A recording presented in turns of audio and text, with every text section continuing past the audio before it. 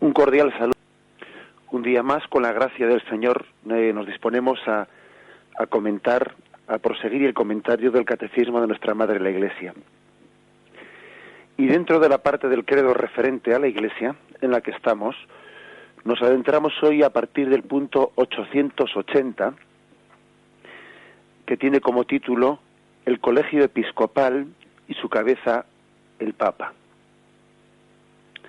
Estamos dentro de explicando la constitución jerárquica de la Iglesia, después de haber estado explicando previamente el ser de la Iglesia como pueblo de Dios, como misterio de Dios revelado como cuerpo místico de Cristo. Después hemos explicado esos atributos de la Iglesia, una santa, católica y apostólica.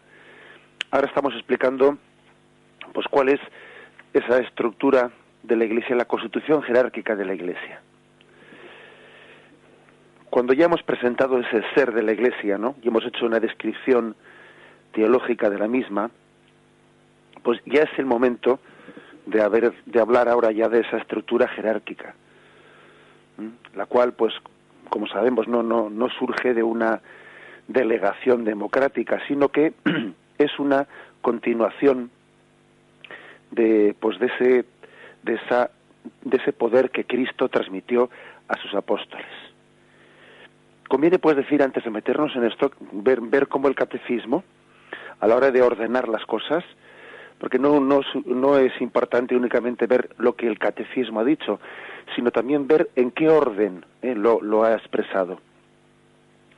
Pues digamos que este estudio de cómo es la jerarquía de la Iglesia, el catecismo lo expresa después de haberla presentado como pueblo de Dios y como cuerpo místico de Cristo. Porque la razón de ser de esta jerarquía de la Iglesia está dentro del pueblo de Dios y al servicio del pueblo de Dios. En la Iglesia lo primero y lo fundamental pues no es ser obispo, sacerdote, monaguillo o lo que fuera, no. Lo primero es ser miembro de la Iglesia, incorporado a Jesucristo por el bautismo y formando parte de su cuerpo místico y siendo miembro del pueblo de Dios. Solo después, como hace el catecismo, en este orden, podemos hablar de la jerarquía como una autoridad puesta por Cristo al frente de la misma y en el servicio del pueblo de Dios. Como os digo, pues, es importante no solo, ¿no?, lo que el catecismo afirma, sino también ver en qué orden lo afirma. El caso es que nosotros decimos que Cristo, muerto y resucitado, continúa obrando el misterio de redención a través de los que le representan como cabeza, por medio de los sacramentos y de la palabra. Hay una representación de Cristo como cabeza. Decíamos que, en cierto sentido, todos los cristianos son otro Cristo. Todo bautizado es otro Cristo.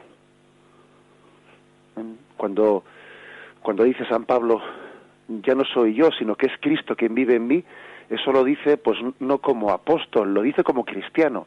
Todo cristiano puede decir, ya no soy yo, soy Cristo, actúo en persona de Cristo. Pero digamos que el orden sagrado, la jerarquía sagrada instituida por Cristo en los apóstoles, actúa en nombre de Cristo en cuanto cabeza del cuerpo místico de Cristo. La Iglesia, pues, como pueblo que es un pueblo que nace de Dios y que está estructurado según la misma voluntad de Cristo, y que tiene a su frente, pues, ministerios que Cristo mismo instituyó para el bien de todo el pueblo. Con lo cual, no sería correcto decir que Jesús nos dejó la Iglesia, o que Jesús fundó la Iglesia y nosotros la hemos organizado y nos hemos inventado dentro de ella, pues, la constitución jerárquica. No es verdad. No es verdad que Jesús fundase la Iglesia y nosotros hayamos inventado dentro de ella su constitución jerárquica. No es verdad. Es Cristo mismo quien dio esos diversos ministerios al servicio de todo el pueblo. La jerarquía de la Iglesia, pues, nace de Jesucristo.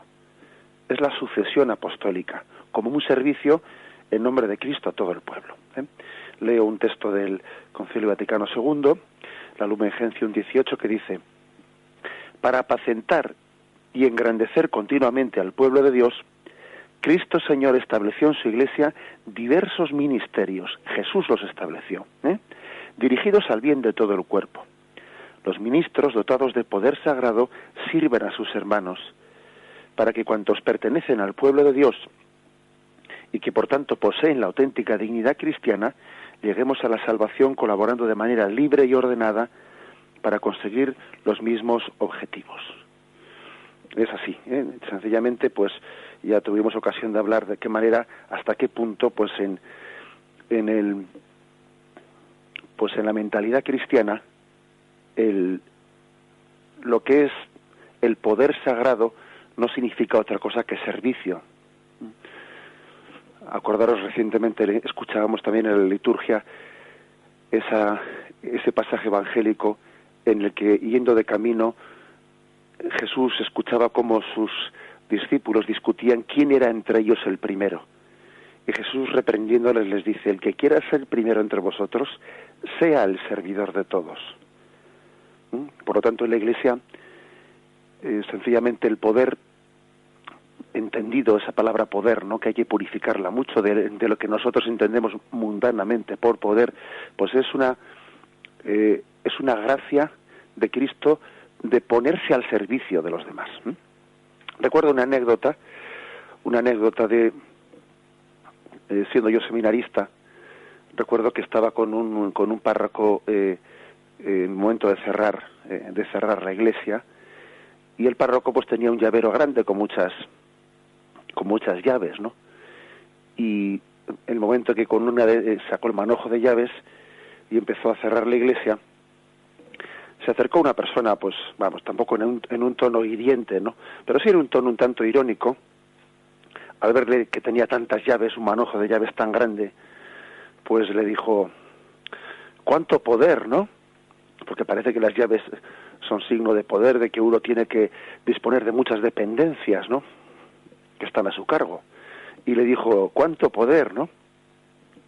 Y el párroco, el sacerdote, le respondió: bueno, ¿cuánta responsabilidad, no? Es decir, el poder no es otra cosa que la responsabilidad de la entrega al servicio de los demás. Aquellas llaves con las cuales ironizaba, no, pues, bueno, no sin sentido del humor, pero también con una falta de un sentido de fe. Aquel feligrés, aquellas llaves no eran signo de un poder de quien está establecido en esta vida, ¿no?, sino eran signo de una llamada al servicio, de una entrega a los demás, ¿no?, y de no hacer de la propia comodidad, ¿no?, pues el sentido de su vida. Bien, este es un poco, por lo tanto, el marco en el que ahora nos adentramos. Y en este marco vamos a adentrarnos en el primero de los puntos. El 880.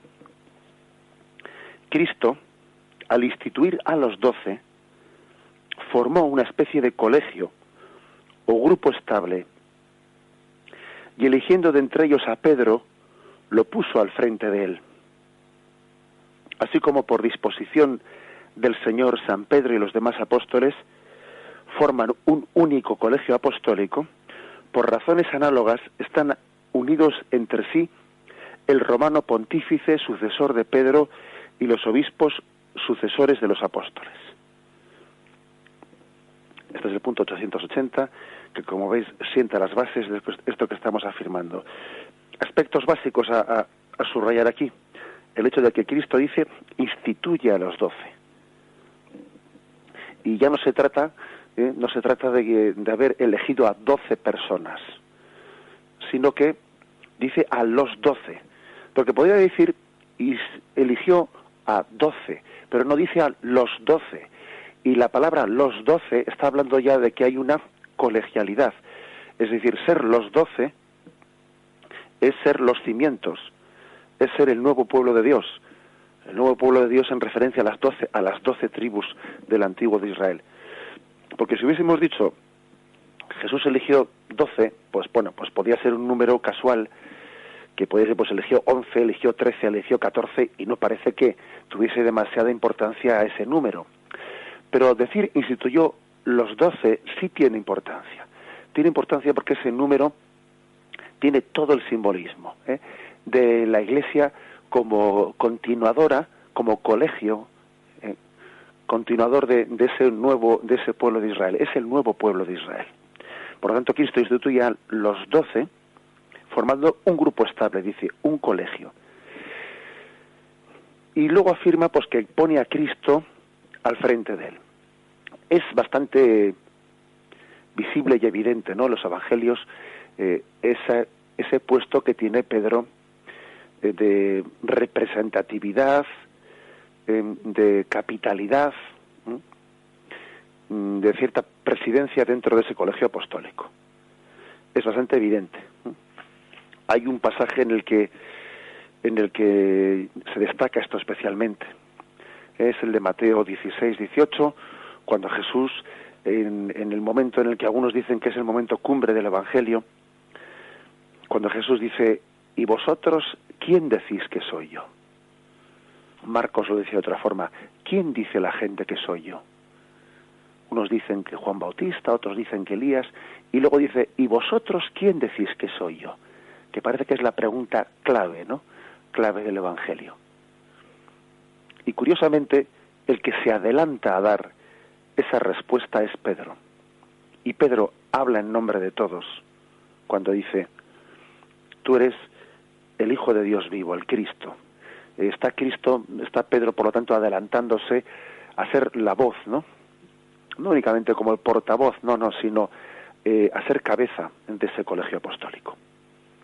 No únicamente este pasaje, sino que hay que decir que a lo largo de todo el Nuevo Testamento, pues la presencia de Pedro pues es principal, es principal. De hecho, Pedro aparece más de 100 veces en el Nuevo Testamento. Quiero recordar que son 144 veces o 124, no estoy seguro. Y el segundo apóstol que más aparece es San Juan, pero con una gran diferencia, que aparece unas 34 veces. Por lo tanto, la capitalidad de Pedro es evidente. En todos los evangelios es patente, está claramente reflejada de cómo Cristo puso a Pedro al frente, ¿no?, al frente de ese colegio apostólico. Formando, ¿cuál es la siguiente afirmación de este punto del Catecismo, el 880? Bueno, pues que por disposición del Señor hubo una continuidad y que del colegio apostólico, de esos 12 apóstoles, se ha derivado el colegio de los obispos.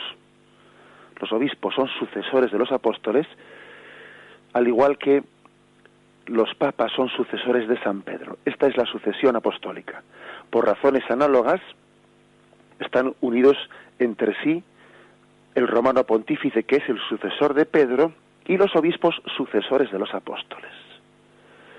Hay que hacer únicamente un matiz, ¿no?, y es el hecho de que tuvimos ocasión de hacer referencia a ello en algún programa anterior, pero hay que hacer el matiz de que el Papa es sucesor de Pedro en esa sede de Roma.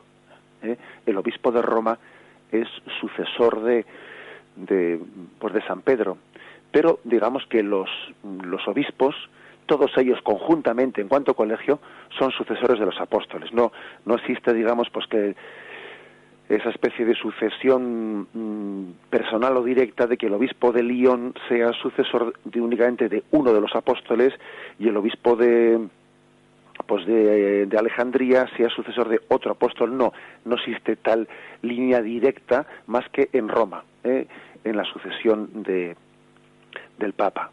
Las demás diócesis sencillamente decimos de una manera conjunta, global, que los obispos son sucesores de los apóstoles, pues por distintos motivos, por el hecho de que las demás sedes tienen cambios de destinos de obispos y no es posible establecer esa línea directa. Sin embargo, la sede de Roma sí que tiene una misión que está ligada a ese destino concreto de ser obispo de Roma. Bien, es por lo tanto la afirmación, el punto de partida, a partir del cual vamos a profundizar en este misterio del colegio episcopal y su cabeza, el Papa. Alabado sea Jesucristo.